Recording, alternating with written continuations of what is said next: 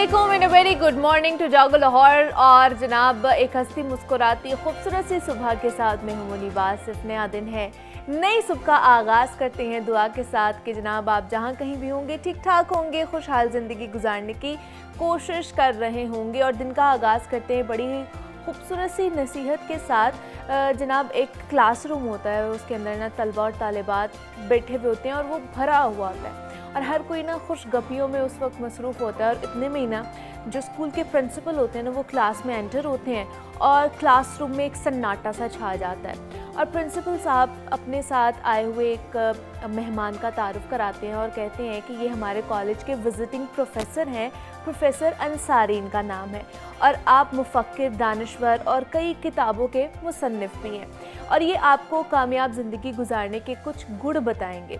तो उनके कई लेक्चर्स होंगे और जो स्टूडेंट्स होंगे ना वो इंटरेस्टेड होंगे, वो इनके लेक्चर्स में बाकायदगी से शरीक भी हो सकते हैं। और इतने में ना प्रिंसिपल साहब ये कहकर चले जाते हैं क्लासरूम से और उसके बाद क्लासरूम में एक और ज़्यादा सन्नाटा तारी हो जाता है। तलबा की नज़रें कभी प्रोफेसर की तरफ पड़ती हैं और कभी एक दूसरे को देख रहे होते हैं। और इतने में ना प्रोफेसर अंसारी बग़ैर एक लफ्ज़ कहे भी ना ब्लैक बोर्ड पर जाते हैं और एक लंबी लकीर खींच देते हैं और फिर अपना रुख तलबा की तरफ मोड़ते हैं और उनसे पूछते हैं कि तुम में से कौन है जो इस लकीर को छुए बगैर इसे छोटा कर दे, ये नामुमकिन है। और क्लास के एक ज़हीन तालिब इल्म ने आखिरकार उस खामोशी को तोड़ते हुए जवाब दिया कि सर लकीर को छोटा करने के लिए इसे मिटाना पड़ेगा और आप इस लकीर को छूने से भी हमें मना कर रहे हैं। और बाकी जो स्टूडेंट्स बैठे हुए होते हैं वो भी अपनी गर्दन हिलाकर अपने जो क्लास फेलो है उसकी तायद करती हैं। और उतने में ना प्रोफेसर गहरी नज़रों से तलबा को देखते हैं और कुछ कहे बगैर मुस्कुराते हुए ब्लैक बोर्ड की तरफ जाते हैं और उस लकीर के नीचे उससे एक बड़ी लकीर खींच देते हैं। अब ऊपर वाली लकीर के सामने ये लकीर छोटी नज़र आ रही होती है तो प्रोफेसर चौक टेबल पर रखते हुए कहते हैं कि आपने आज अपनी ज़िंदगी का एक बहुत बड़ा सबक सीखा है। ये वो है कि दूसरों को नुकसान पहुंचाए बगैर, उनको बदनाम किए बगैर, उनसे हसद किए बगैर, उनसे उलझे बगैर उनसे हमें आगे किस तरह निकलना है। ये ज़िंदगी का बड़ा ही खूबसूरत सा जनाब एग्ज़ाम्पल जो है वो उस प्रोफेसर ने दी होती है अपने तलबात को, अपने स्टूडेंट्स को जो उस क्लास में बैठे होते हैं कि जनाब आप किस तरह लोगों से आगे निकलना चाहते हैं। हमारी ये ज़िंदगी में ख्वाहिश होती है कि जनाब हमारे पास हर वो चीज़ हो, हम दूसरों से आगे निकलें, हम दूसरों से बेहतर लगे, लेकिन कभी ना कभी हम दूसरों से आगे निकलने के लिए ना दूसरों को नीचा दिखाने की कोशिश करते हैं, हसद करते हैं, ज़िंदगी में उनसे उलझ पड़ते हैं, अपने जो ताल्लुकात होते हैं उनको ख़राब कर देते हैं, अपने जो रिश्ते होते हैं उन्हें तोड़ देते हैं। लेकिन ये इतनी खूबसूरत मिसाल थी कि जनाब आप किस तरह दूसरों को नीचे गिराए बगैर, दूसरों को हसद की नज़रों से देखे बगैर, दूसरों से उलझे बगैर किस तरह आप ज़िंदगी में आगे निकल सकते हैं। उसके लिए आपका पर्सपेक्टिव बड़ा क्लियर होना चाहिए और पॉजिटिव होना चाहिए। पॉजिटिव थिंकिंग के साथ आप कुछ भी कर सकते हैं। बहुत से लोग ये भी सोचे होंगे जिस तरह उन स्टूडेंट्स ने सोचा था कि जब तक इसको हम लोग इरेज नहीं करेंगे, जब तक इसको हम छोटा नहीं करेंगे, शायद तब तक ये लकीर जो है छोटी नहीं हो सकती। लेकिन उसका एक और भी पहलू था जो उस प्रोफेसर ने उन बच्चों को दिखाया और उस वक्त सिखाया कि इस तरह भी हो सकता है। तो इसलिए हमारे ज़िंदगी में मामलात और बहुत सारी ऐसी चीज़ें आती भी हैं, सिचुएशंस भी आती हैं जिसमें शायद हमारा पर्सपेक्टिव और हो और अगर वही सिचुएशन किसी और के ऊपर पड़े तो उसका पर्सपेक्टिव और हो और वो किसी और तरीके से उसका सोल्यूशन निकाले। तो इसलिए जनाब दूसरों को नीचे गिराए बगैर, दूसरों से हसद किए बगैर, दिल में कीना रखे बगैर आगे बढ़ने की कोशिश हमें करनी चाहिए। नए हफ्ते का आगाज़ हो चुका है और उम्मीद करते हैं कि जनाब आपका ये हफ्ता अच्छा रहेगा। पिछले हफ्ते की तरह आप ये हफ्ते भी अपना कोई ना कोई गोल ज़रूर बनाएं, उसको अचीव करने के लिए जद्दोजहद करें, मेहनत करें और ये सोच के मेहनत करें कि उस मेहनत का फल आपको ज़रूर मिलेगा और आपने किसी के ऊपर से गुज़रे बगैर आपने मेहनत करनी है और आगे जाना है, अपने बलबूते पर आगे जाना है, ना कि किसी को नीचे गिराकर, किसी के कहते हैं ना कि छाती पे पाँव रख कर आगे जाते हैं, दूसरों की सीढ़ी खींच कर हम लोग आगे जाते हैं। तो इन चीज़ों से हमें गुरेज करनी चाहिए, अपने बलबूते पर जितना हो सकता है, जितनी मेहनत आप करेंगे, क्योंकि कहते हैं जितना गुड़ डालेंगे ना उतना ही मीठा होगा, तो जितनी मेहनत आप करेंगे उतना ही फल आपको मीठा मिलेगा। तो इसलिए ख़ुद पर भरोसा हमें रखना चाहिए और पॉजिटिव थिंकिंग के साथ ज़िंदगी में आगे बढ़ना चाहिए। तो हम भी जनाब अपने शो में आगे बढ़ते हैं। सेगमेंट हमारा हेल्थ एंड फिटनेस, जिसमें हम सेहत के हवाले से गुफ्तगू करते हैं और हमारे जो एक्सपर्ट मेहमान होते हैं वो उनका बेहतरीन इलाज और एहतियात हमें बताते हैं। तो जनाब, जहाँ लाहौर का नाश्ता मशहूर है ना, वहाँ लाहौरियों का नाश्ते से भागना भी बड़ा ही मशहूर है। और आज के दौर में ये कहानी घर घर की है कि ऑफिस जाना है, यहाँ पर स्कूल, सब नाश्ता किए बगैर ही ये सदा लगाते हुए घर से भाग निकलते हैं कि जनाब हम बहुत लेट हो रहे हैं और नाश्ता नहीं कर सकते, वहाँ जाके कुछ ना कुछ खा लेंगे। जबकि जो नाश्ता है ना वो इंसानी सेहत के लिए खाने से ज़्यादा अहमियत रखता है। रात भर नींद लेने के बाद जब हम सुबह उठते हैं, नई सुबह और नई सूरज का सामना जब हम करते हैं, तो उसे दिन भर की मेहनत और मुशक्क़त के लिए ग़िज़ाइयत से भरपूर नाश्ते की हमें ज़रूरत भी पड़ती है। और नाश्ते से जिस्म को हमारे तवानाई भी मिलती है और जहन भी हमारा फ्रेश रहता है और जो हमारे असाब होते हैं वो भी हमारे मजबूत रहते हैं। और यही वजह है कि हमारे यहाँ नाश्ते को ख़ास अहमियत दी जाती है ताकि सेहत दुरुस्त और मुलाजमत पेशा अफराद की कारकर्दगी बेहतर रहे। और अमेरिका समेत दीगर ममालिक के माहिरीन की जानिब से भूख के सेहत और ख़ुसूसी तौर पर मुदाफ़ाती निज़ाम पर पड़ने वाले असरात जांचने के लिए की जाने वाली एक रिसर्च हमारे सामने आई है, जिसमें ये पता चला है कि नाश्ता किए बगैर फाके काटना सेहत के लिए बहुत नुकसानदेह है। ताहम नाश्ता करने के फ़ायदे और ना करने के नुकसानात के हवाले से आज हम गुफ्तगू करने वाले हैं। जनाब, हमारे साथ इस वक्त हिबा उस्मान क्लिनिकल न्यूट्रिशनिस्ट मौजूद हैं। डॉक्टर हिबा, आपको वेलकम कहती हूँ जागो लाहौर में। कैसी हैं आप? अल्हम्दुलिल्लाह मैं ठीक ठाक है। आपकी तबीयत ठीक है? मैं बिल्कुल ठीक ठाक, बस आपको पता है कि वायरल इन्फेक्शन चल रही है, इसकी वजह से गला ख़राब है। आप नाश्ता करती हैं सुबह के वक्त? मैं मोस्टली ज़्यादा कुछ ना ले सकूं, हाँ। बट थोड़ा बहुत इतना ले देती हूँ कि मेरा फ्यूल चल पड़े, मतलब मेरी गाड़ी स्टार्ट जो किक स्टार्ट उसका अच्छा हो जाए। अच्छा, तो क्या लेती हैं सुबह नाश्ते में? कोशिश प्रॉपर नाश्ता या कुछ? नहीं, मुझसे भी नहीं प्रॉपर लिया जाता। अच्छा। फॉर सिकनेस या मॉर्निंग सिकनेस होती है मुझे, लेकिन मैं इतना ले लेती हूँ जैसे कोई बिस्किट हो गया या अच्छा। कोई फ्रूट हो गया या कोई ऐसी चीज़ जिसमें मुझे इजी रहे और मैं बाद में उसके, मतलब ज़रूरी नहीं है कि आप on the spot half hour, मतलब आप ब्रेकफास्ट पे लगाएं 15-20 मिनट्स का हैवी ब्रेकफास्ट करें। कुछ लोगों की हैबिट नहीं होती इस तरह की, तो कुछ लोगों को ये एडवाइस की जाती है कि आप मॉर्निंग में किक स्टार्ट करने के लिए कुछ ऐसी चीज़ मॉर्निंग में ले लें कि जिससे आपको लगे कि आपका स्टमक एम्प्टी नहीं है। ठीक है, और या कोई जूस पी लें, 1 ग्लास ऑफ मिल्क पी लें, जैसे अच्छा। आपका दिल करता है। उसके बाद बेशक 15-20 हाफ आवर के बाद 1 आवर के बाद आप कोशिश करें ब्रेकफास्ट कर लें। उसमें भी जितना आपका दिल मुतमईन होता है, लेकिन करें ज़रूर, उसको स्किप ना करें।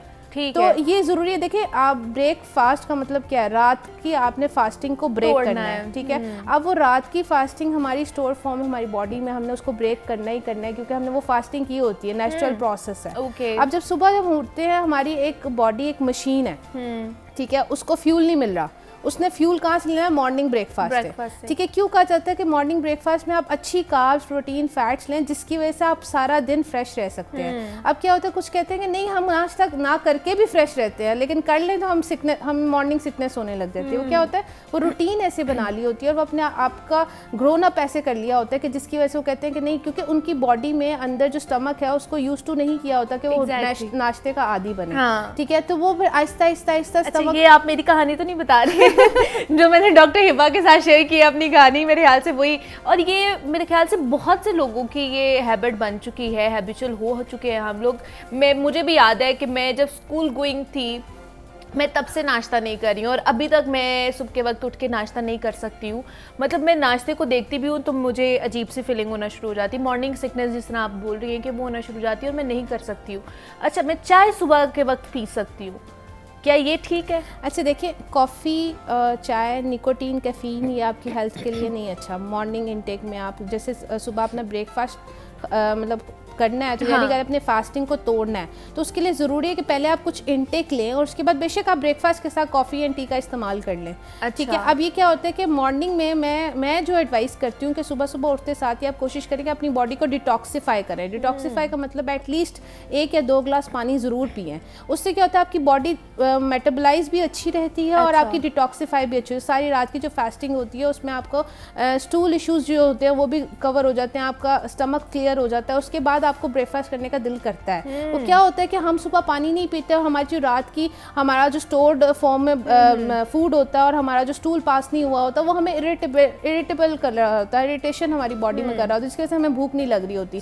तो हमारा फ्लश आउट करना अपनी बॉडी से टॉक्सिसिटी को बहुत ज़रूरी है। डिटॉक्सीफाई जब बॉडी हो जाती है तो फिर हमारा स्टमक डिमांड, देखिए हमारे स्टमक में एक हंगर हार्मोन होता है ग्रेलिन, वो ब्रेन को सिग्नल पहुंचाता है कि अब भाई भूख लग रही है। ठीक है। अब वो पेट ही खाली नहीं है तो सिग्नल क्या पहुंचाएगा कि भूख लग रही है। तो वो क्या होता है इस वजह से, क्योंकि हम बॉडी को डिटॉक्सीफाई नहीं करते और बॉडी से फ्लश आउट नहीं करते टॉक्सिन को, वो बॉडी में रहते हैं। फिर क्या होता है जब वो टाइम आ रहा होता है फ्लश आउट करने का तो उस टाइम हमें भूख लग गई होती है, क्योंकि पेट खाली हो जाता है। फिर हमें हमारा जो हंगर हार्मोन होता है वो सिग्नल पहुंचा रहा होता है कि भाई अब भूख लग गई है। भूख लगी, ठीक है। भूख लगाना है ब्रेकफास्ट के टाइम। वो कब होगा? जब आपकी बॉडी डिटॉक्सीफाई होगी। तो कोशिश ये करें मॉर्निंग में उठकर, ये तो आर्टिकली भी प्रूव है कि अगर आप मॉर्निंग में कोई ड्रिंक लेते हैं, खास तौर पे पानी का इस्तेमाल करते हैं, तो आपकी बॉडी को डिटॉक्सीफाई बहुत अच्छे, क्योंकि water is big of solvent, के आपकी बॉडी को डिटॉक्सीफाई वो अच्छे तरीके से करती है। तो ब्रेकफास्ट में कोशिश करें कि जब आप उठते हैं मॉर्निंग में तो बेशक ब्रश करने से भी पहले, क्योंकि रात को आप ब्रश करके सोए हैं तो सुबह उठ के आपका मतलब आपको सलाइवा जो भी होगा, ये सुन्नत भी है कि आप उसमें पानी का इस्तेमाल करें, मुंह कुली किए बगैर आप वो पानी पिएं, आपकी सेहत के लिए भी अच्छा, आपकी टॉक्सिसिटी भी रिमूव होती है। उसके बाद आप अपने, जैसे आप अगर ऑफिस जा रहे हैं, स्कूल जा रहे हैं, आप फटाफट जो भी आपने काम करना करें। और मेरा मानना है कि अगर उस ड्यूरेशन में आपके पास 15-20 मिनट्स भी हैं तो आप एक एप्पल या ऑलमंड या ऐसी चीज़ जिसमें प्रोटीन भी हो, कार्ब्स भी हो, वो खा लें। ना खाएं, इतना हैवी नाश्ता ना करें। उसके बाद कोशिश करें कि 9 से 10 के दरमियान आपका ब्रेकफास्ट कवर हो जाए। 10 बजे के बाद ब्रेकफास्ट करना मतलब कह लेंगे ना करने के बराबर है। अच्छा जी, उसका तो कोई फायदा नहीं है। तो 10 बजे तक आपका ब्रेकफास्ट हो जाए, बेशक स्मॉल अमाउंट में हो जाए, जितना आपका दिल मुतमईन होता है या स्टमक आपकी इजाजत देता है, क्योंकि आहिस्ता आहिस्ता जब आप उसको अलाउ कर देते हैं तो आपका स्टमक फिर उस चीज का यूज टू हो जाता है। अब जैसे डॉक्टर हेबा मैं हूँ, अब मेरी तरह और भी बहुत से लोग होंगे जो सुबह के वक्त बिल्कुल ही नाश्ता नहीं करते होंगे, तो मैं इस चीज़ को किस तरह नॉर्मल कर सकती हूँ? मतलब अगर मैंने अपने आप को आदत डालनी है, अपने स्टमक को आदत डालनी है कि सुबह उठ के एटलीस्ट मैं थोड़ा बहुत कुछ और खा लूँ, तो मैं किस चीज़ से शुरू करूँ? देखिए, अगर आप देखें कि बचपन से आपकी जो आदत बनी होती है, अब जैसे अभी आपने खुद ही जिक्र किया कि मैं स्कूलिंग में ही नहीं करती थी, तो मैं पेरेंट्स को एडवाइस करने जाती हूँ कि पेरेंट्स को चाहिए कि बच्चों की आदत को ये हैबिचुअल ना बनाए कि नहीं करके जा रहे तो इट्स ओके, बाहर वैन वाला आ रहा है इट्स ओके। नो,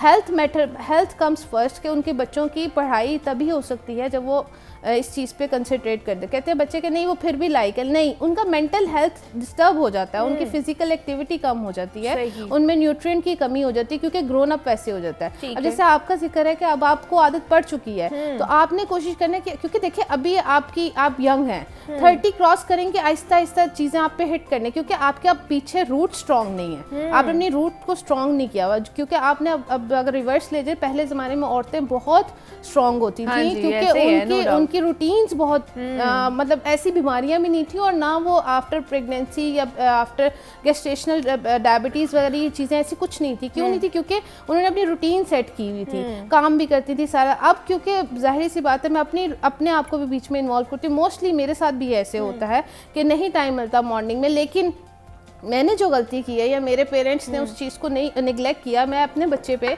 वो इम्प्लीमेंट नहीं होने देती। मैं बेशक उसको थोड़ा सा खिलाकर स्कूल भेजती हूँ, ताकि उसको पहले 3-4 दिन, वो भी हर बच्चा जो है ना इसकी कंप्लेन करता है, लेकिन माँ को उस चीज़ को कंट्रोल करना है। ब्रेकफास्ट इतना ज़्यादा ज़रूरी है बच्चे के लिए, ब्रेन हेल्थ के लिए। बच्चों को आदत डालें, दही, आप अल्टरनेटिव आइटम्स बनाकर बच्चों को पेश कर सकते हैं, यानी कि बच्चे नहीं खा सकते अंडा स्लाइस सुबह नहीं खाने को दिल करता, खीर खा सकते हैं, दही खा सकते हैं, ऑलमंड खा सकते हैं। खीर से उनको जो है ना ऑटोमेटिकली राइस, कार्ब्स, सब कुछ मिल्क, खीर आप ठंडी करके फ्रिज में रखें, उनको आइसक्रीम की सूरत में दें, योगर्ट दें। ये बेशक 3 से 4 चम्मच ही बच्चा खा जाए, लेकिन आपको ये तसल्ली होगी कि आज 3-4 खा रहा है, आफ्टर 1 वीक 2 वीक से आहिस्ता आहिस्ता खाने लग जाएगा। प्रोटीन की बात करें तो प्रोटीन में आपको जैसे सुबह के टाइम अंडा नहीं खाया जाता बच्चों से, तो ये नट्स का इस्तेमाल करें। ठीक है। नट्स में अब बच्चा नहीं खा पाता तो नट्स को क्रश कर दें, बादामों को पीस दें, बादामों का पाउडर बना दें उनको किसी तरह, जैसे अब मैंने आपसे जिक्र किया कि रात को भिगोकर सुबह बादामों को ब्लेंड कर दें, ब्लेंड करके बेशक 2 चम्मच उसको ऐसे मुंह में डाल दें, लेकिन खिलाना जरूर है, माएँ अवॉइड कर दें, दूध में डाल दें। देखिए अब पेरेंट्स को थोड़ी सी अपने बच्चों के ऊपर स्टार्टिंग जो उनकी रूट्स है उनको स्ट्रॉन्ग करना बहुत जरूरी है। आप देखिए खुद को मॉडिफाई करना चाहिए ना। अब देखिए आजकल बच्चे क्योंकि माँ बाप निगलेक्ट करते हैं बच्चों को इन चीजों पे, तो बच्चों की आगे से ग्रोन अप ऐसे ही हो रही होती। तो अब अगर आप जिक्र करें कि अब हमने अपना आपको जैसे एडवाइस है कि अगर आप कहते हैं मुझसे अब नहीं खाया जाता, तो मैं ये कहूँगी कि आप अपना किक स्टार्ट दही से करें।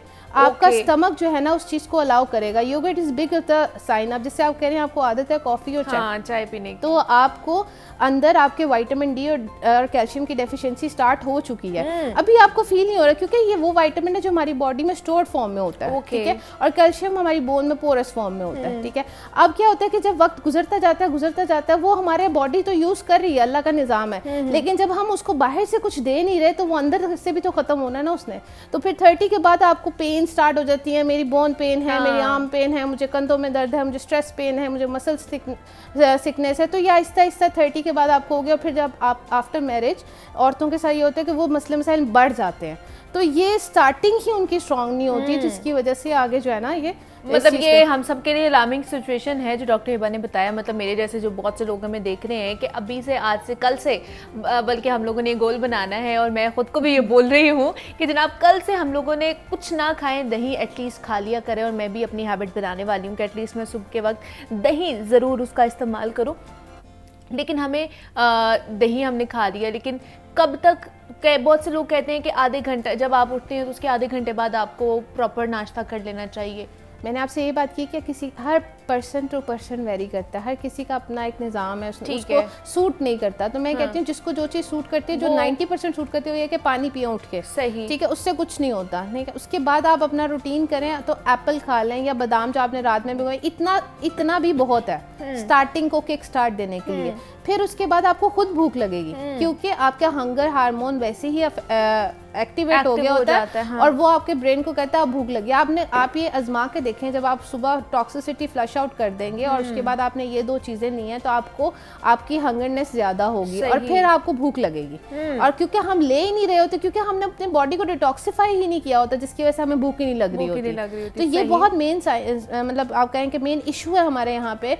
लोग कहते हैं कि हमें स्टूल पास नहीं हो रहा, हम सारा दिन हम रात को स्टूल पास करते हैं। क्यों? क्योंकि उन्होंने अपनी बॉडी को इस तरीके से एंगल, क्योंकि लोग 11 बजे ब्रेकफास्ट नहीं 12 बजे ब्रेकफास्ट करते हैं, ठीक है, दोपहर का खाना स्किप हो जाता है, सारा दिन भूखे रहते हैं। स्कूल कॉलेज गोइंग गर्ल्स या यूनिवर्सिटी जो भी ये कहती है कि हम सुबह नाश्ता नहीं करते, हम 12 बजे खाते हैं, फिर शाम में 6 बजे घर आते हैं और खाना खाकर सो जाते हैं। तो उनकी बॉडी ने कब फ्लश आउट होना, उनकी बॉडी ने टॉक्सिफिकेशन कैसे करनी है। आप देखें आजकल जितना गर्ल्स में पीसीओएस के इश्यूज आ रहे हैं, हार्मोनल इश्यूज आ रहे हैं, यकीन करें 70% मेरे पास मरीज ऐसी बच्चियां हैं जो अनमैरिड हैं और पीसीओएस का ही शिकार हुई हैं। क्यों ये बीमारी हाईलाइटिंग हो रही है? It's not only for chicken, no, chicken तो एक अलग एक साइन है, क्योंकि वो जाहिर सी बात है उसमें टेस्टोस्टेरोन्स होता है। हम ये नहीं कहते अवॉइड कर दे chicken is bad, no, it's also a protein, but उनकी रूटीन्स खराब हो गई हैं और रात को नींद नहीं लेती, वो अपना मेलाटोनिन हार्मोन रिलीज नहीं करती, ग्रोथ हार्मोन रिलीज नहीं करती।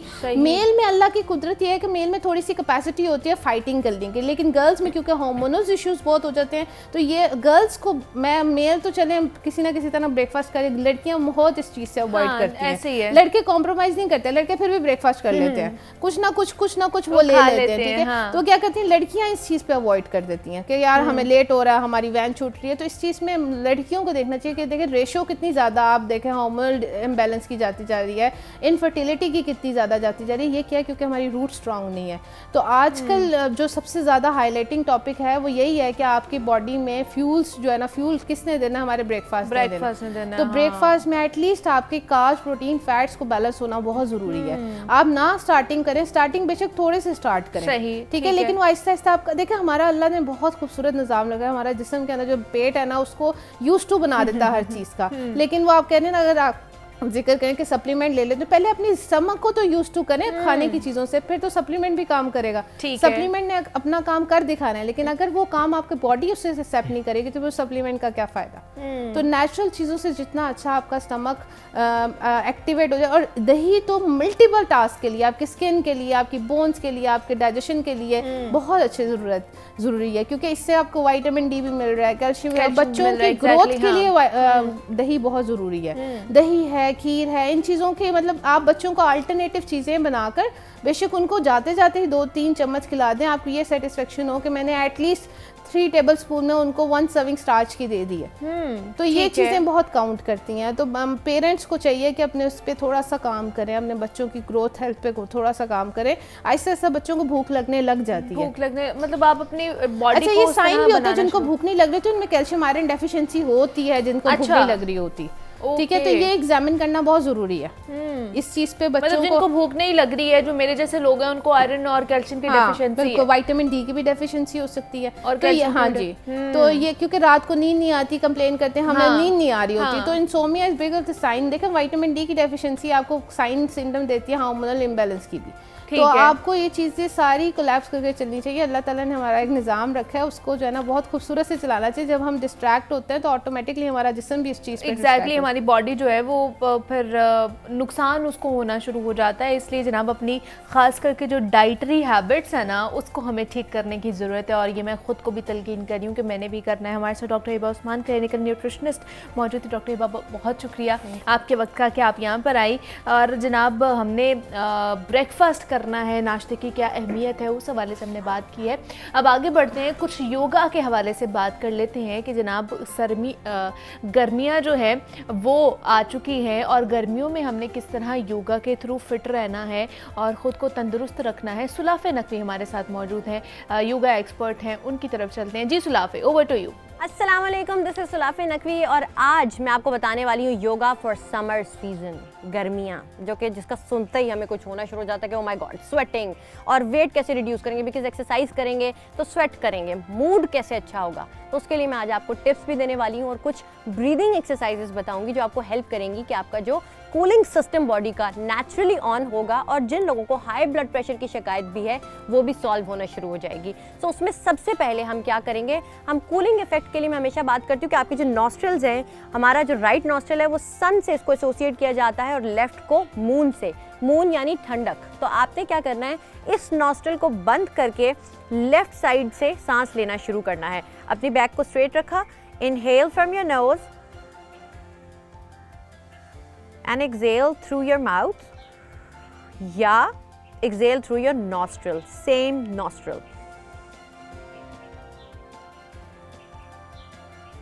Inhale,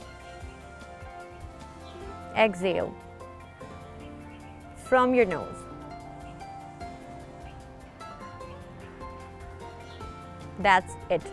इससे योगा के थोड़ी देर के बाद जो आपको फील हो रहा होता है कि आपको बहुत गर्मी लग रही है, या आप किसी ऐसी जगह पर हैं जहां आपको बहुत ज़्यादा इस तरह फील हो रहा है, आप नॉजियस फील कर रहे हैं, तो ये चीज़ आप करना शुरू करें, और उसी टाइम पर आपकी बॉडी जो आपका कूलिंग सिस्टम ऑन कर देगी नेचुरली। दूसरी चीज़ जिसे हम कहते हैं शीतली प्राणायाम, वो क्या है, यानी कि कूलिंग ब्रेथ। वो किस तरह से होगा, वो तमाम लोग जो अपनी टंग को बिल्कुल हम ट्यूब की शेप नहीं दे सकते, तो वो लोग एक दूसरा प्राणायाम करेंगे, या आप यही कूलिंग इफेक्ट वाला जो मैंने पहले बताया वो कर सकते हैं। बट नंबर 2, आपने सबसे पहले इनहेल किया इस तरह से कि आपने अपनी टंग को बाहर निकालकर,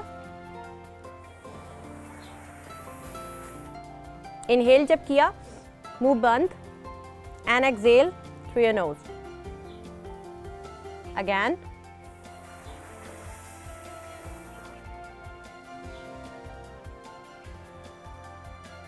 एंड एक्सहेल। ये आप 10 मिनट्स तक अगर आप करते हैं तो ट्रस्ट मी 10 मिनट्स के अंदर अंदर आपको फील होना शुरू हो जाएगा कि आप जो इमोशनली भी अगर बहुत ज़्यादा थॉट्स जो थी वो कन्फ्लिक्टेड थी और इमोशनली डिस्टर्ब थे, या हाई ब्लड प्रेशर था, या डाइजेशन का इशू था, या बहुत सारे ऐसे लोग जिन्हें एसिड रिफ्लक्स का प्रॉब्लम होता है, वो सॉल्व होना शुरू हो जाएगा और आपकी डाइजेशन अच्छी हो जाएगी। सो ये ब्रेथ आप ट्राई कर सकते हैं। इसके अलावा गर्मियों में मैं हमेशा ये बताती हूँ कि कैट एंड काउ, आपने क्या किया, इनहेल, इसको आर्च में लेकर आएंगे, एंड एक्सहेल बिल्कुल पीछे, इस तरह से आपने अपने एब्डोमेन रीजन को स्क्वीज करना है। Inhale and exhale. कुछ देर यहाँ रहने के बाद अगेन इनहेल एंड एक्सहेल। इसके अलावा आप साइड स्ट्रेच कर सकते हैं, सबसे आसान। इनहेल, यहाँ पर इनहेल किया और कुछ देर पॉज ले सकते हैं, अपनी सांस को होल्ड कर सकते हैं and exhale. Again inhale and exhale. वापस आते हुए आप एक्सहेल करेंगे, जाते हुए आप इनहेल करेंगे। इसके अलावा जो अगला प्रेशर पॉइंट जो मैं आपको बताऊंगी वो होगा हंगर को कंट्रोल करने के लिए, यानी आपकी एपेटाइट को थोड़ा सा सप्रेस करेगा। वो होगा ये पॉइंट, नाक से नीचे आपने इसको हल्का सा प्रेस किया। बॉडी के जो मेरिडियंस होते हैं उनको जब आप प्रेस करते हैं या एक स्लाइट सा प्रेशर देते हैं तो वो एक्टिवेट हो जाते हैं, यानी कि आपके जो एनर्जी पॉइंट्स होते हैं। यहाँ आपने इसको प्रेस करके रखा एंड एक्सहेल। ब्रीथ आप नॉर्मली करेंगे। 30 सेकेंड्स के लिए आपने इसको प्रेस किया और उसके बाद आप हाथ हटा सकते हैं। 2 से 3 दफ़ा आप इसको ट्राई करेंगे तो आपको जो क्रेविंग भी हो रही होगी वो भी कंट्रोल में आ जाएगी। आई होप कि आपको योगा फॉर समर सीजन पसंद आया होगा। समर सुन के हम बहुत ज़्यादा परेशान हो जाते हैं, बट अब आपने ये योगा करना है ताकि आपकी एनर्जी रिवाइटलाइज हो और आप सुकून से एक्सरसाइज या योगा कर सकें और फिट रह सके अपनी ज़िंदगी में। इस हवाले से मुझे आपके फीडबैक का इंतज़ार भी रहेगा। जागो लाहौर को भी आपके फीडबैक का इंतज़ार रहेगा हमेशा की तरह, और मेरी तरफ से आपको इस जर्नी के लिए बेस्ट ऑफ लक गाइस। जनाब सुलाफे नकवी हमारे साथ मौजूद थी, योगा एक्सपर्ट हैं, और जनाब समर्स में किस तरह हमने योगा करना है और कौन कौन सी टेक्निक्स अपनानी है और उसके बाद किस तरह फिट अपने आप को रखना है, इस हवाले से जनाब सुलाफे नकवी हमें बता रही थी। सुलाफे बहुत शुक्रिया आपका। तो जनाब खाना पीना तो हमने है, और जिस तरह पहले हमने नाश्ते की बात की है कि नाश्ता कितना ज़्यादा ज़रूरी है, इस तरह अगर खाना ज़रूरी है हमारे लिए तो हमारे लिए फ़िट रहना और एक्सरसाइज करना भी बहुत ज़रूरी है। तो इसलिए अपनी ज़िंदगी में इसको मामूल बना लें कि जनाब हम लोगों ने एक्सरसाइज या योगा ज़रूर करना है। यहाँ पे एक छोटी सी ब्रेक लेते हैं, मिलते हैं इस ब्रेक के बाद।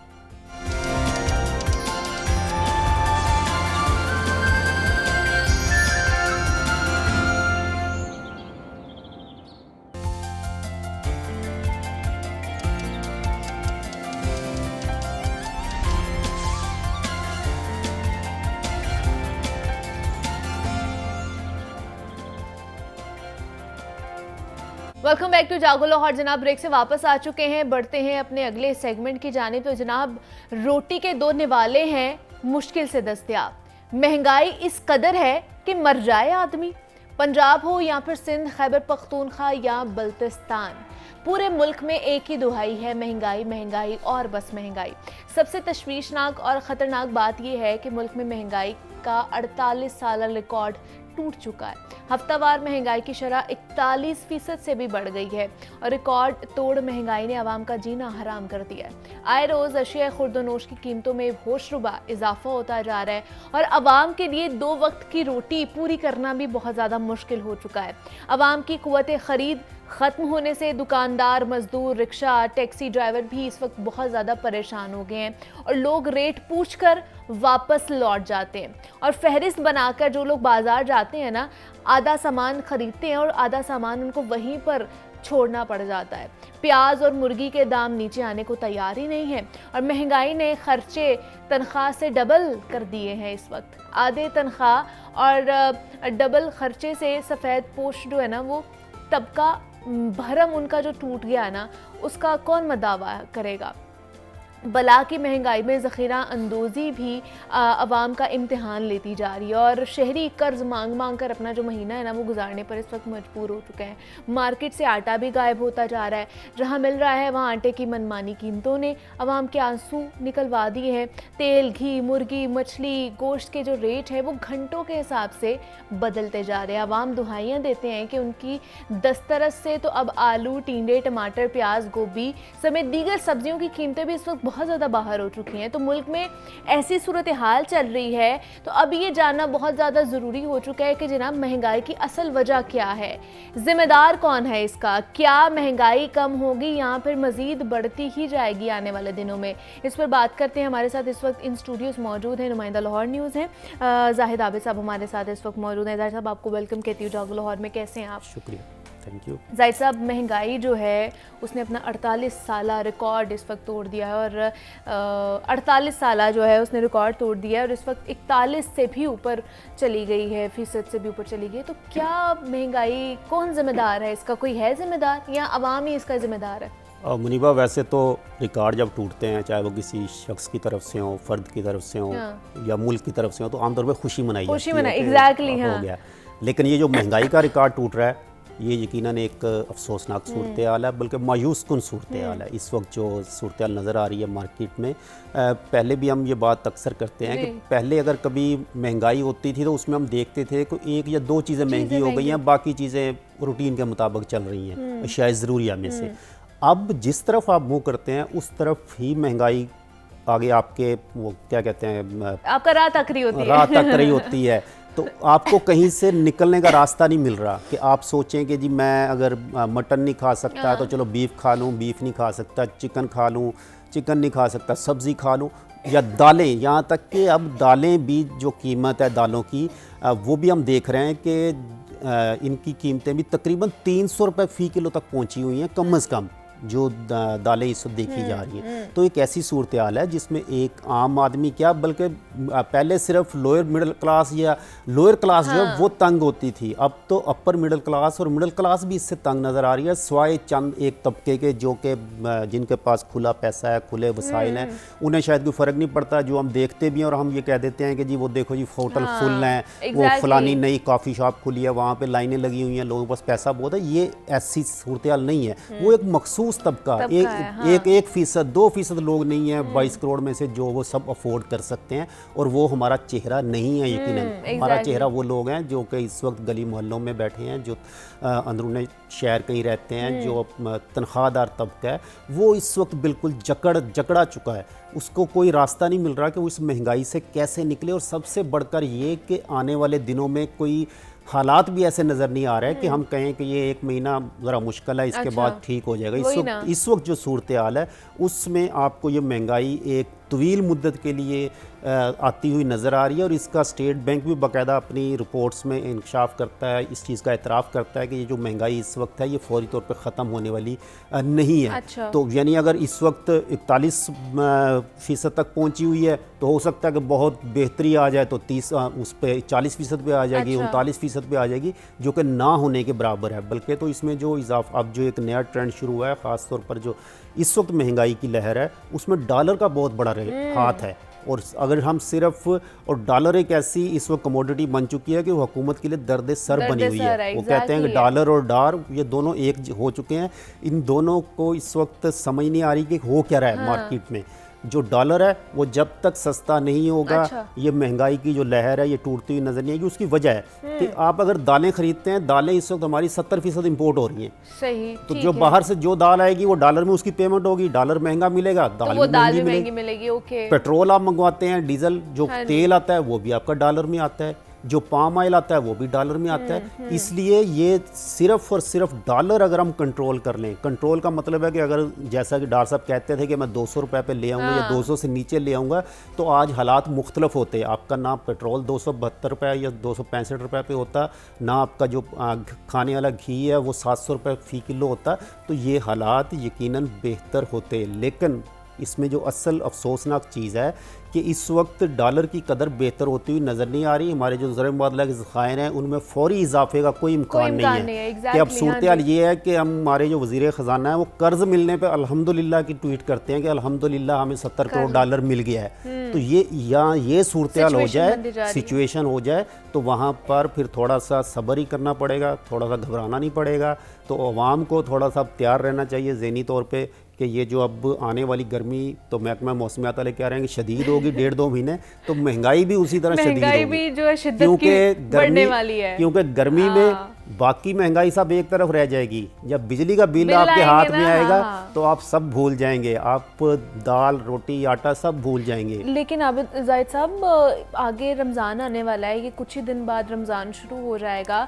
बाकी हम ममालिक में देखते हैं कि रमज़ान आता है, मुस्लिम ममालिक के वहाँ पे लोगों के लिए रिलीफ दिया जाता है, उन्हें अशिया ज़रूरत की जो चीज़ें होती हैं उनकी प्राइजेस कम की जाती हैं। यहाँ पे तो महंगी होती जा रही है। क्या करेगा एक आम आदमी, क्या करेगा, किस तरह रमज़ान में रोज़े रखेगा? फाके वो पहले ही काट रहा है। अब मैं तो कह रही हूँ रमज़ान से पहले ही हम लोग रमज़ान में इस वक्त आ चुके हैं कि रोज़े हम रख रहे हैं। अब इस दफ़ा लगता ये है कि लोग वाकई रोज़े रखेंगे कि सुबह सहरी में रोज़ा, हाँ। शाम को अफ्तारी पे रोज़ा, और रोज़ा खुलेगा कैसे इसका कोई अंदाज़ा नहीं है। अच्छा। वो जो पूरा एक दस्तरखान सजता था, हाँ जी। जिसमें समोसे भी होते थे, अब तो समोसा भी 50 रुपए का या 60 रुपए का हो गया है, पकोड़े होते हमारे थे। जो मीठे मशरूबात हैं उनके हाँ, ऊपर भी तो मीठे टैक्स लग गया मशरूबात है। अभी उनके अभी सीज़न अब आना शुरू हो गया है। रमज़ान से पहले ही हम लोग फाके काट रहे हैं, तो क्या सिचुएशन रमज़ान में इससे ज़्यादा महंगाई होने वाली है? मतलब ये महीना ही है रमज़ान का भी।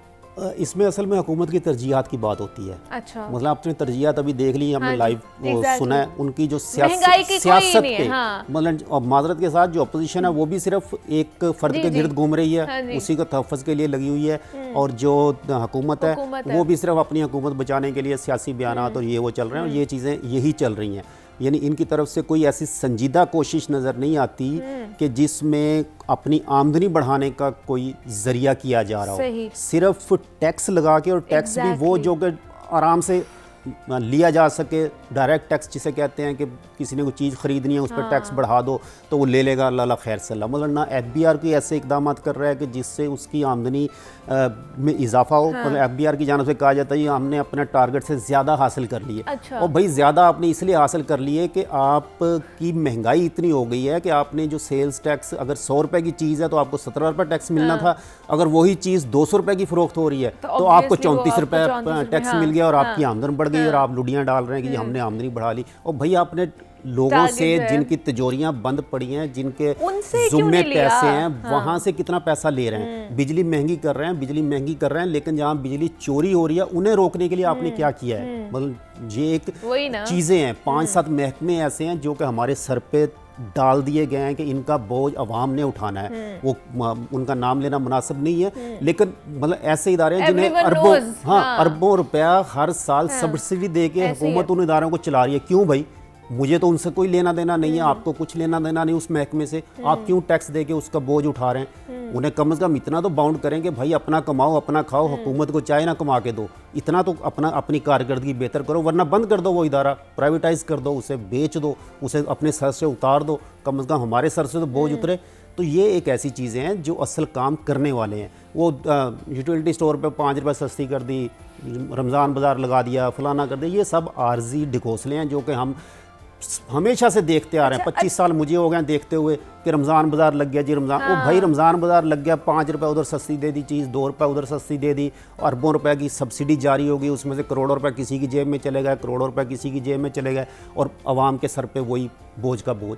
कोई ऐसे इकदाम करो जिससे आपकी एक लॉन्ग टर्म मनसूबाबंदी नजर आए। साहब ये मतलब बड़ा एक अजीब मुझे सिचुएशन समझ आती है कि जब इजाफा करना होता है तो हम 30 रुपये 35 रुपये इजाफा करते हैं, लेकिन जैसे ही हमें कमी करनी होती है तो हम लोग 2 रुपये 3 रुपये 5 रुपये, जैसे पेट्रोल की कीमत ही आप देख लें कि इजाफा हुआ तो कहाँ पे गया, और कमी की तो उन्होंने सिर्फ 500 रुपये कमी की, डॉलर साथ ही वो फ़ौरन से बढ़ गया। तो ये क्या पॉलिसीज़ में हम लाग कर रहे हैं, हम क्या कर रहे हैं, या लोगों को हम बेवकूफ़ बना रहे हैं?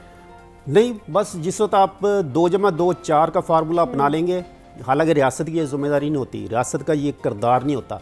रियासत, वो कहते हैं रियासत माँ के जैसी, रियासत माँ जैसी होती है जिसने अपने सारे बच्चों को ढांपना होता है, उसके साथ लेके चलना होता है। कि आप सिर्फ ये हमें बता दें कि जी वो आलमी मार्केट में महंगा हो गया इसलिए हमने महंगा कर दिया, वो जी डॉलर महंगा हो गया इसलिए पेट्रोल हमें महंगा करना पड़ गया, वो हम ज़्यादा रिलीफ नहीं दे सके। और भाई नहीं दे सके वो तो एक आप यहाँ से किसी आम अकाउंटेंट को ले जाके बैठा दोगे वज़ीर ख़जाना, वो भी यही कर लेगा कि जी बाहर से महंगी आ रही चीज़ हम भी रेट बढ़ाते हैं। आप रियासत हैं, रियासत की जिम्मेदारी है लोगों को अकोमोडेट करना, लोगों की मुश्किलात को दूर करना, कोई कुछ ना कुछ करें, आप करें, वरना वो कहते हैं कि कुर्सी है आपकी, जनाजा तो नहीं है, छोड़ दें इसको। अगर आप नहीं कर सकते तो फिर किसी और को दे दें, वो चाहे इससे भी बुरा करे, वो एक अलग बात है, लेकिन इसी सूरत हाल में इस वक्त जो सूरत हाल है उस अवाम बिल्कुल एक बंद गली में दाखिल हो चुकी है कि हम देखते हैं रोज़ाना की बुनियाद पे लोगों से बात होती है, लोग इस वक्त अगर उनके आंख में आंसू नहीं है तो हम कह सकते हैं आंसू खुश्क हो गए हैं कि यहाँ तक लोगों की सूरत हाल है कि वो घी खरीदने जाते हैं 700 रुपए किलो। मतलब अंदाज़ा करें एक फैमिली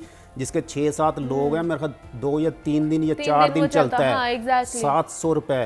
रोटी आप देखें 15 रुपए, नान 30 रुपए, मतलब ये कोई सूरत हाल है। मतलब अब हमने मुर्गी की कीमत ही देखें, ढाबों पे अगर खड़े हो के आप सिर्फ एक चंद मिनट के लिए खड़े हो जाए किसी ढाबे पे जहाँ पे दाल रोटी लोग खाते हैं, तो अब आपको एक प्लेट पे 3-3 लोग 2-2 लोग बैठे रोटी खाते हुए नजर आते हैं कि वो मजदूर जो होते हैं बाद में वो आपस में तकसीम कर लेते हैं, वरना कोई इतनी सतात नहीं है कि वो अपनी दाल या अपना सालन अलहदा लेके एक बंदा 2 रोटियां खा सके और शाम को वो अपने घर भी कुछ ले जा सके। तो ये सूरत हाल है। इसमें यकीनन हुकूमत की मुश्किलात अपनी जगह पे होंगी, लेकिन हल हुकूमत ने निकालना है इसका। हुकूमत जिम्मेदारी ली है अगर हुकूमत ने, तो हुकूमत ने ही उसका हल निकालना है। जैसे भी निकालें वो फिर उनका दर्द सर है आवाम से जो। लेकिन हल कैसे निकलेगा जाहिद साहब? ऑलरेडी हम IMF के मुआहदे के उसके ऊपर चल रहे हैं, शराइत जो है हमने मेरे ख्याल से 70 to 80% हमने उनकी मान ली है, उसके ऊपर अमल दरामद भी होना शुरू हो गया है। तो आगे तो मज़ीद महंगाई का तूफान ही आएगा, कम तो नहीं होगा आगे। देखिए IMF हम पे कोई शर्त नहीं लगाता, ये बात बिल्कुल क्लियर है। IMF ना IMF नंबर 1 तो IMF हमें की चिट्ठी लिख के नहीं बुलाता कि जी मैं आपको कर्जा दूं। सही। नंबर 2 आप जब कर्जा लेने जाते हैं तो वो आपसे कहता है आप मुझे वापस कैसे करेंगे कर्जा। ठीक है। आप कहते हैं वो जी मैं ऐसे करूंगा वैसे करूंगा, वो कहेगा नहीं भाई पहले अपनी जाके बिजली का रेट ठीक करो, गैस का रेट ठीक करो, बिजली चोरी रोको, ये जो लोगों को तुमने याशियां पे लगाया हुआ इसे खत्म करो। टैक्सेस लोन लोगों से, वो सिर्फ ये चाहता है कि आपकी आमदनी इतनी हो कि आप मेरा कर्ज वापस कर सको। वो आप किसी बैंक के पास भी जाओगे वो भी आपसे यही कहेगा कि अपनी बैलेंस शीट लेके आए, अपनी सैलरी शीट लेके आए, तो फिर वो आपको कर्ज देगा।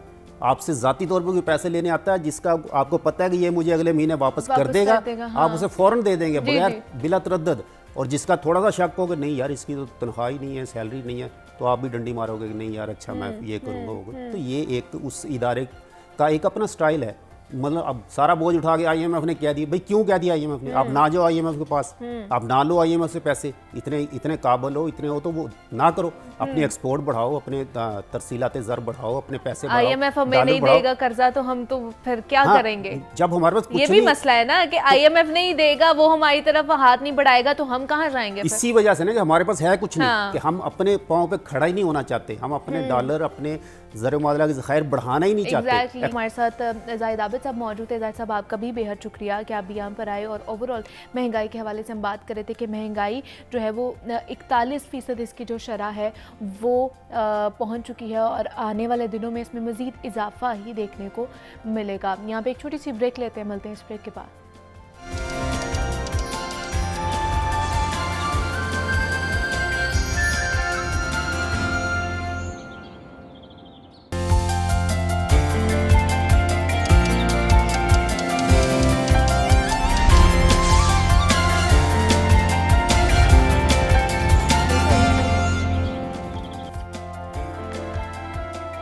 Welcome back to Jago Lahore. जनाब ब्रेक से हम वापस आ चुके हैं और बढ़ते हैं अपने नेक्स्ट सेगमेंट की जानिब। तो जनाब पिछले सेगमेंट में जिस तरह हम इन्फ्लेशन की बात कर रहे थे और बिजली की कीमतों के हवाले से भी बात कर रहे थे जो कि थमने का नाम नहीं ले रही हैं और बढ़ती ही जा रही हैं। हुकूमत ने IMF की 4 में से 3 शर्त पूरी करते हुए सार्फिन पर 335 अरब रुपए का इजाफी बोझ डालने की मंजूरी दी है और जिसके मुताबिक बिजली के बिलों पर मजीद 3 रुपए 23 पैसे फी यूनिट सरचार्ज आयद किया जा रहा है और इजाफे का इतलाक घरेलू, ज़राई, तिजारती और के इलेक्ट्रिक सार्फिन पर होगा। अगरचे हुकूमत पहले ही बिजली के बिलों पर मार्च से जून तक 76 अरब रुपए का बोझ डाल चुकी है, जिससे गरीब और तनख्वाहदार तबका मजीद मसाइल का शिकार होता हुआ दिखाई दे रहा है। और इतनी तनख्वाह नहीं होती है जितने हमारे घरों के बिल आ जाते हैं।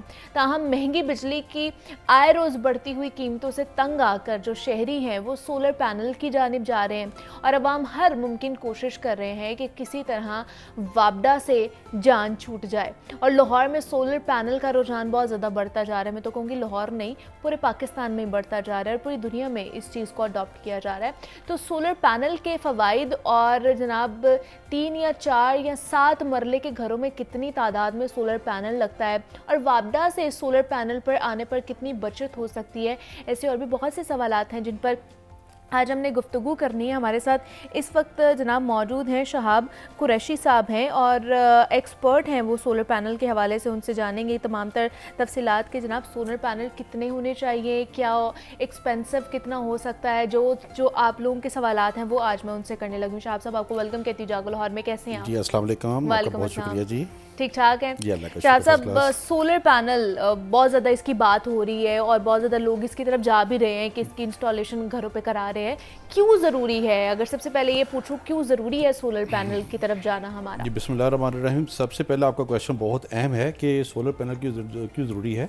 सोलर बेसिकली उसका बेनिफिट जो सा है, उसका मीनिंग जो सा है कि सोलर के ज़रिए, सूरज के ज़रिए आप एक अल्टरनेटिव सोर्स जो है ना वो यूज़ कर रहे हैं। सूरज आपसे रकम का तकाजा नहीं करता, हाँ। वो फ्री ऑफ कॉस्ट जो है बिजली है और उसको आप यूटिलाइज करें। उसमें ये है कि उसमें आप एक स्मॉल घर में अप्रॉक्सीमेट अगर आप 10 मिनट का घर लेंगे उसमें अप्रॉक्सीमेट 1 या 2 AC चलते हैं आपके। हाँ जी, एक 2 AC के लिए आप कोई 6 किलोवाट का सिस्टम लगाते हैं जिसकी कॉस्ट तकरीबन 7 to 8 लाख, जो कि अभी गवर्नमेंट ने इस पर इंपोर्ट बैन की हुई है, जिसकी वजह से प्राइसेस मैं उस तरफ बाद में से आता हूँ। तो उसमें यह है कि वो अगर आप कस्टमर जो सा है वो एक 6 किलोवाट का सिस्टम लगाता है, इससे पहले कस्टमर का 10 मिनट का घर जो है उसकी जो अपना मंथली बिल है वो तकरीबन कोई 25 to 30,000 रुपीज़ इतना नॉर्मल जो सा ना होता है। अगर वो सोलर लगा लेगा तो उसका मंथली जो सा बिल अप्रॉक्सीमेट 6 to 7,000 रुपीज़ इतना रह जाएगा। बिल्कुल रह जाएगा, क्योंकि डे लाइट में जो सा आपका सोलर चलना है वो सुबह 7 o'clock से स्टार्ट होना है और जब तक सूरज रहेगा 4 आजकल तो 5-6 तक रहता है, तो तब तक आपकी जितनी होम अप्लाइंसेस हैं, जितनी आपकी चीज़ें हैं वो टोटल सारी सोलर पर जो है ना वो चलती रहेंगी सारी। तो दैट मीन आपका 50% से भी कम जो है ना बिल जो है ना वो आपका जो है ना वो आएगा सारा उसमें।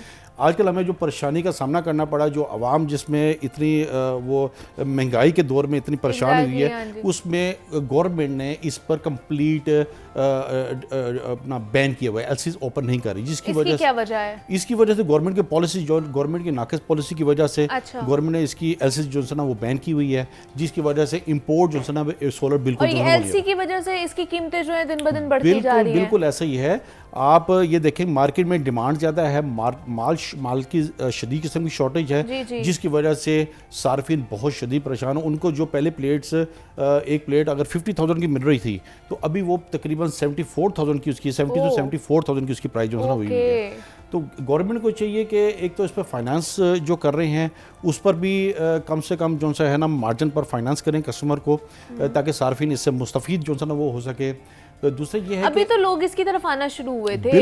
अभी तो लोग घरों पे मतलब लगवाना शुरू हुए थे कि चले वापडा की भी थोड़ी सी बिजली की बचत हो जाएगी और जो इतने बिल आते हैं उनसे भी हमारा छुटकारा हमें मिलेगा। लेकिन अब वो एलसीज नहीं खुल रही हैं और बहुत यही तो असल परेशानी है। गवर्नमेंट अगर इस पर थोड़ा सा अपना फोकस करे, कम अज़ कम सोलर को तो इंपोर्ट करने की इजाज़त जो है वो दे, ताकि एक अल्टरनेटिव जो सोर्स है, जो बिजली है, वो तो हम कम अज़ कम यूटिलाइज जो है ना वो कर सकें। इसमें ये है कि एक और बेनिफिट सार्फिन को ये है, इस पर भी बड़ी एक हर्डल आ रही है। उसमें यह है कि सोलर सिस्टम के साथ गवर्नमेंट ने अलाउ की है नेट मीटरिंग। नेट मीटरिंग का बेनिफिट ये होता है कि जितनी आपने अगर 10 kVA का सिस्टम लगाया है उसकी प्रोडक्शन अगर आपको 8000 वाट अगर मिल रही है, 8000 वाट में अगर मिल रही है, तो आपकी जो कंजम्पशन है, अगर 4000 की कंजम्पशन है तो बाकी 4000 वाट आप वापडा को सील कर सकते हैं। वापडा को सील करने के बाद आपको वापडा उसमें मीटर में बेनिफिट देगी।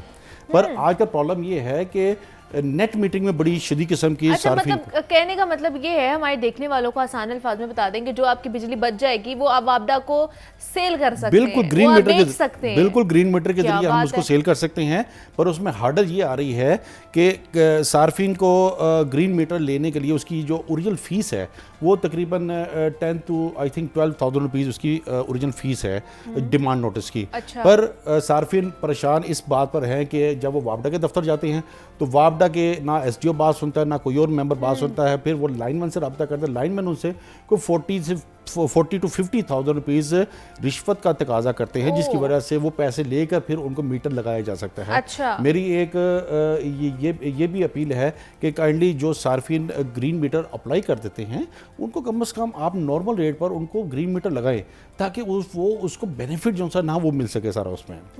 अच्छा, लेकिन यहाँ पे एक सवाल ये भी है कि ये लगाना जरूरी है ग्रीन मीटर, नहीं या लगा, अपनी मर्जी नहीं है? अपनी आपको ऑप्शन है ना, आपकी जो एक्सेस बिजली है, ठीक आपकी है। जो एक्सेस बिजली है वो आप वापडा वो को सेल सेव करें। होती जाएगी। हाँ जी, वो सेव ठीक हो जाए, है। वो आप वापडा को सेल कर वापडा ग्रीन मीटर लगाएगी, उसमें आपके जितने यूनिट आपने वापडा को दिए होंगे आपके बिल में उतने यूनिट डिडक्ट होके ओके। अगर ये 6 किलोवाट या 10 किलोवाट का सिस्टम एक घर वाला लगाता है, साथ ग्रीन मीटर लगाता है, आप यकीन माने उसका बिल सिफर अप्रोक्सीमेट, अगर पूरा साल की एवरेज निकालेंगे तो उसका अच्छा। सिफर या थोड़ा सा बिल जो है ना वो आएगा, काफ़ी उसमें बेनिफिट होगा इसमें। अभी तो वैसे भी आगे बिजली के बिल जो है वो ज्यादा आने वाले, क्योंकि बिजली महंगी हो चुकी बिजली है। के आगे जाके जो झटके लगने वाले हैं, इससे पहले कि झटके ज़्यादा हो जाए, सार्फिन को चाहिए कि अपने घरों को, अपने फैक्ट्रियों को सोलर पे कन्वर्ट करें। लेकिन मैंने नहीं देखा शाहब साहब के फैक्ट्रीज या जो कमर्शियल एरियाज में ये चीज़ें लगी हों, या हमारे जितने भी आउटलेट्स होती हैं ऐसी चीज़ों में खास करके ये लगे हों। मैंने देखा है कि सिर्फ घरों में ही ज़्यादातर लोग इंस्टॉलेशन करा रहे हैं नहीं, इसकी। घरों या में लग रहा है, या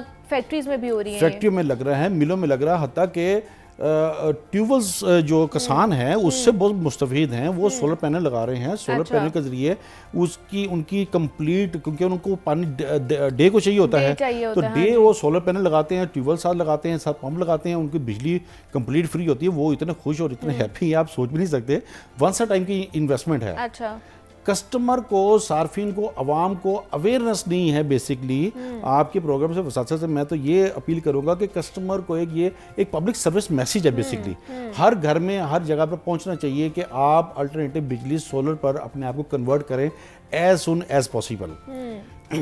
अच्छा, ये मुझे बताइए एक लेमैन के लिए कि अगर उसका 3 मरले का घर है तो कितना एक्सपेंस आएगा पूरा सोलर पे, अगर उसने चलाना है, अपना घर चलाना है तो? देखिए, अगर इसमें सिंपल अगर दो लाइट्स और 2 अगर फैन चलाने हैं या 2 कूलर चलाने हैं, उसके लिए तो अप्रॉक्सीमेट कोई लाख से लेके 1.5 लाख रुपए का पैकेज भी बन जाएगा। अच्छा। इसमें फिर क्योंकि ये टोटल सारा होता है डीसी पैनल्स होते हैं, ठीक है। डीसी वोल्ट्स होते हैं। एक पैनल ऊपर लगाएं, नीचे आप कूलर लगाएं, पूरा दिन आप ठंडी हवा भी ले सकते हैं। ये पैकेज तो आपका नॉर्मली तकरीबन कोई आई थिंक 30 to 35,000 40,000 तक भी बन सकता है सारा इसमें। तो सोलर की आगे जाके जो फ्यूचर है, सोलर का जो आगे जाके स्कोप है, इतना ज़्यादा है, पर गवर्नमेंट इसको बिल्कुल ही सपोर्ट जो है ना वो नहीं कर रहे, संजीदा नहीं ले रही है। देखें जुल्म की इंतहा देखें कि सोलर पर ड्यूटी फ्री है। आई अप्रिशिएट, गवर्नमेंट ने बड़ा अच्छा काम किया है। जो सोलर मैन्युफैक्चरिंग कंपनीज हैं, हाँ जी। उस पर वो उनको क्या है, वो सिर्फ सेल जो सा है ना वो उस पर ड्यूटी फ्री है, और बाकी रॉ मटेरियल है उसमें एल्युमिनियम का फ्रेम है, उसमें उसकी बैक शीट है, उसमें उसका फ्रंट मिरर है, ये चीज़ इंपोर्ट कर रही है। इस पर उन्होंने 20% ड्यूटी लगा दी है, और साथ 18% सेल टैक्स है। तो वो तो जो अपना फैक्ट्री मालकन है, जो मैन्युफैक्चरिंग कर रहे हैं, जो उन्होंने प्लांट लगाए हैं, वो तो सर पकड़ के बैठ गए हैं कि हम करें और करें कहाँ, क्या करें सारा इसमें। तो इसमें यह है कि गवर्नमेंट को इस तरह भी थोड़ी तवज्जो देनी चाहिए कि इस पर इसके जो रॉ मटेरियल है उस पर ड्यूटी जो है वो फ्री की जो है वो की जाए। देखिए, बात यह है कि आज से 20 ईयर बैक अगर आप चले जाएं तो मोबाइल फैक्ट्रीज लगाने के लिए लोगों ने लोगों को गवर्नमेंट को बड़ी जो, पर किसी गवर्नमेंट ने, किसी ने जो था वो नहीं सही। आखिरकार 5 साल पहले या 6 साल पहले फैक्ट्रियाँ लगी हैं, फिर भी अभी भी तकरीबन उसके पार्ट्स वगैरह असेंबलिंग यहाँ पर हो रही है, कंप्लीट फैक्ट्री है यहाँ। अगर उस टाइम हमने फैक्ट्री लगाई होती, इस टाइम हमारी वर्ल्ड में बहुत पोजीशन क्लियर होनी है। हमारे दूसरे ममालिक जो से हम ममालिक हैं वो उन्होंने फैक्ट्रियाँ लगाई हुई हैं और वो टोटल सारी मैन्युफैक्चरिंग खुद कर रही हैं। तो इस तरह आज भी अगर आप सोलर की फैक्ट्रीज को प्रमोट करेंगे, अगर उसको सपोर्ट करेंगे, तो आपकी जितनी फैक्ट्री हैं, जितना आपका बेनिफिट होगा, आपकी सोच भी नहीं है सर इसमें। एक्चुअली हमारे पाकिस्तान में मादनियात के ज़खायर हैं। अच्छा। सिलिकॉन हमारे पाकिस्तान में मौजूद है। जो इसमें सेल्स में सिलिकॉन लगता है वो हमारे पाकिस्तान में मौजूद है। गवर्नमेंट को चाहिए मतलब ये हम खुद बना सकते हैं। बिल्कुल गवर्नमेंट को चाहिए कि चाइनीज कंपनी के साथ मिलकर जेवी करके यहाँ पर बड़ी फैक्ट्रियाँ लगाएं, सिर्फ जो सेल प्रोड्यूस करें, सेल की मैन्युफैक्चरिंग करें, तो जिसकी वजह से हमें सेल बाहर से मंगाने की जरूरत ना पड़े। यहाँ पर मैन्युफैक्चरिंग करेंगे तो उसमें बड़ा बेनिफिट होगा।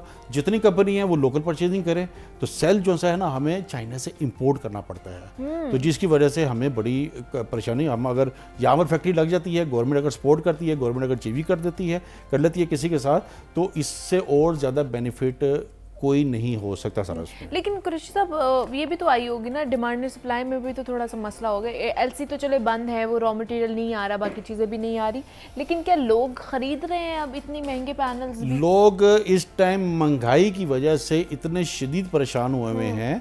ये तो मैंने आपको एक अंदाज़ा लगाया कि 10 मंडे का घर अगर कनाल का घर है उसका तो तकरीबन को 70-80,000 बिल आता है, जिसने इससे भी ज़्यादा, अब तो इससे भी ज़्यादा आएगा, अब तो इससे भी ज़्यादा आएगा। अभी प्राइसेस और इंक्रीज हो रही हैं। तो इसमें यह है कि कस्टमर जो भी है, जिस तरह भी है, मेरे पास पिछले दिनों कोई स्टूडेंट्स फीमेल मेरे पास आई थी, उन्होंने मेरे से सिस्टम बाई किया।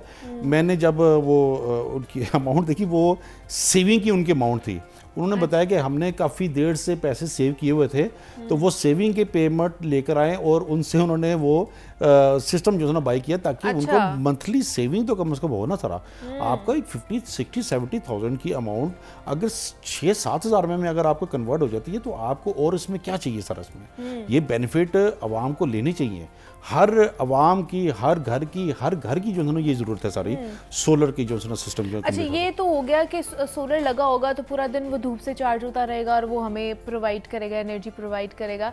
जब धूप खत्म हो जाएगी, शाम हो जाएगी, रात हो जाएगी, फिर क्या होगा? बहुत से लोग ये भी जानना चाहते हैं। हाँ, इसका ये फंक्शन ये होता है कि रात को ऑटोमेटिकली पूरा दिन आपको सोलर जो है पूरे घर को भी आपको प्रोवाइड करता है, साथ आपकी बैटरीज जो लगी होती है उनको भी चार्ज करता है। अच्छा, ठीक है। रात को फिर ऑटोमेटिकली ये वापडा पे शिफ्ट हो जाएगा। इन द मेन टाइम अगर रात को अगर आपकी लाइट चली जाती है, तो आपको बैटरियों के जरिए जो बैटरी चार्ज हुई होंगी उसके जरिए आपको बैकअप जो मिलेगा सारा उसमें। ओके, तो ये बेसिकली बेनिफिट। फिर उसके बाद आपकी बैटरीज पे वो चलना शुरू हो जाता है। ठीक है।